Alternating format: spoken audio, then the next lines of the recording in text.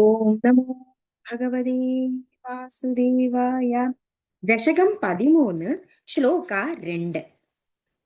സഹ മായാവി വിഷ്ണു ഹരതി ഭവദീയാം വസുമതീം പ്രഭോ കഷ്ടം കഷ്ടം കിം നിദം ഇതി തേന അഭിഗതിഗഃ ഗതിതഃ നദൻ കസൗ ക്വാ അസൗ ഇതി സഹ മുനിനാ ദർശിതപദാഃ ഭവന്തം സംപ്രാപദ്ധരണിധരം ഉദ്യന്തം ഉദകാത്.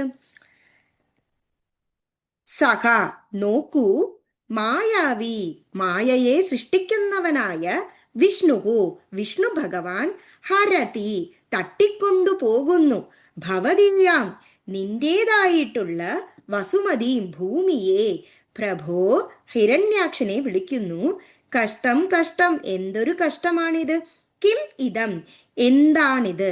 ഇതി ഇങ്ങനെ, തേന നാരദ മഹർഷിയാൽ അഭിഗതിതഃ പറയപ്പെട്ടപ്പോൾ, നദൻ അലറിക്കൊണ്ട്, ക്വാ എവിടെ, അസൗ അവൻ, ക്വാ എവിടെ, അസൗ അവൻ, ഇതി ഇങ്ങനെ, സഹ ആ ഹിരണ്യാക്ഷൻ, മുനിന നാരദ മഹർഷിയാൽ ദർശിത കാണിച്ചു കൊടുക്കപ്പെട്ട, പദാഹ വഴിയിലൂടെ, ഭവന്തം ഭഗവാന്റെ അടുത്തേക്ക്, സംപ്രാപത് കൊണ്ടെത്തിക്കുകയും, ധരണി ഭൂമിയെ, ധരം തേറ്റമേലേറ്റിക്കൊണ്ട്, ധരം തേറ്റമേലേറ്റിക്കൊണ്ട്, ഉദ്യന്തം കയറി വരുന്ന, ഉദകാത് പ്രളയജലത്തിൽ നിന്നും.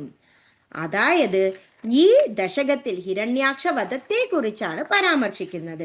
ഈ ശ്ലോകത്തിൽ ആ നാരദമുനി പോയി ഹിരണ്യാക്ഷനോട് സംസാരിക്കുന്നു. കാരണം ആ ഭൂമിയെ രക്ഷിച്ച് ആ ഭഗവാൻ മുകളിലേക്ക് സംരക്ഷമായ ഒരു രീതിയിലേക്ക് എത്തിച്ചതിന് ശേഷം ഈ ഹിരണ്യാക്ഷനെ വധിക്കുവാൻ വേണ്ടി ആ ഹിരണ്യാക്ഷനെ വിഷ്ണു ഭഗവാന്റെ അടുത്തേക്ക് കൊണ്ടുവരിക എന്ന ആ ഒരു പ്രയത്നമാണ് നാരദമുനി ഇവിടെ ചെയ്യുന്നത്. അപ്പോൾ നാരദമുനി ഹിരണ്യാക്ഷനെ നോക്കി പറയുന്നു, എന്തിനു വേണ്ടി? പ്രകോപിപ്പിക്കാൻ.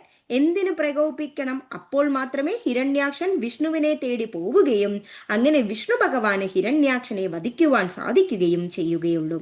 അപ്പോൾ മായയാ സൃഷ്ടിക്കുന്ന ആ മായാവിയായ മഹാവിഷ്ണു താങ്കളുടേതായ ആ ഭൂമി, കാരണം തട്ടിക്കൊണ്ടുപോയത് ഹിരണ്യാക്ഷനാണ്.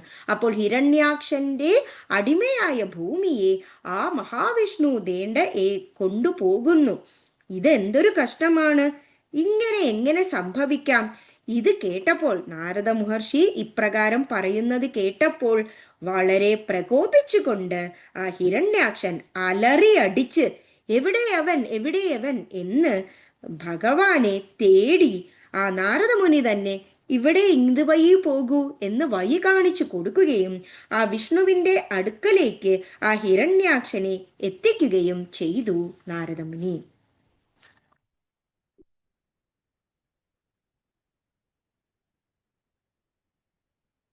समायावी विष्णुर्हरति भवदीयां वसुमतीं प्रभो कष्टं कष्टं किमिदमिति तेनाभिगदितः नदन् क्वासौ क्वासा विधि स मुनिना दर्शितपदाः भवन्तं सम्प्रापद्धरणिधरमुद्यन्तमुदगात् श्रीहरे नमः श्रीहरे नमः गोपिका जीवनस्मरणं गोविन्द गोविन्द.